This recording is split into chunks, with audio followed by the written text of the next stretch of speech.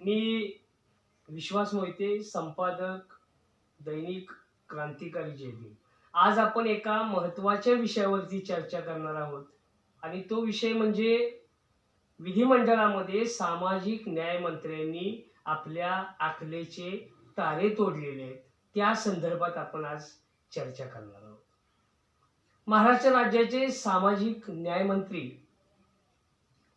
संजय शिरसाट यांनी विधिमंडळ अधिवेशनामध्ये ॲट्रॉसिटी या कायद्यासंदर्भात कोणताही कायदेशीर आधार न घेता कोणत्याही न्यायालयाच्या केंद्रीय मंत्रिमंडळाच्या सूचना किंवा मार्गदर्शन विश्वासात किंवा विचारात न घेता हे जे वक्तव्य केलं ते खरं तर मंत्री पदाला शोभणार नाही.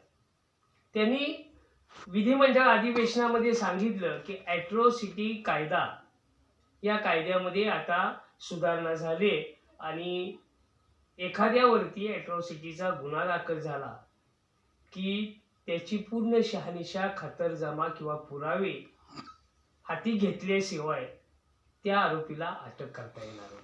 मी या निमित्तानं दैनिक क्रांतिकारी जयभीमच्या माध्यमातून या आडमोठ्या धोरणाच्या मेंदवावर पडलेल्या सामाजिक न्यायमंत्र्याला सांगू इच्छितो की केंद्रीय मंत्रिमंडळाने 2018 मध्ये 18A या कायद्यामध्ये जी दुरुस्ती केली त्यामध्ये स्पष्ट नमूद केलेलं आहे की अनुसूचित जाती जमाती प्रतिबंधक कायद्यान्वये एखाद्या आरोपीवर जर गुन्हा दाखल झाला तर कोणत्याही वरिष्ठांच्या कोणत्याही खात्याच्या परवानगीची आवश्यकता नाही. कोणतीही परवानगी न घेता त्या आरोपीला अटक करता येते. हे बघा, अॅट्रॉसिटी बद्दलचं तुमचे काही लोकांचे गैरसमज झालेले आहेत.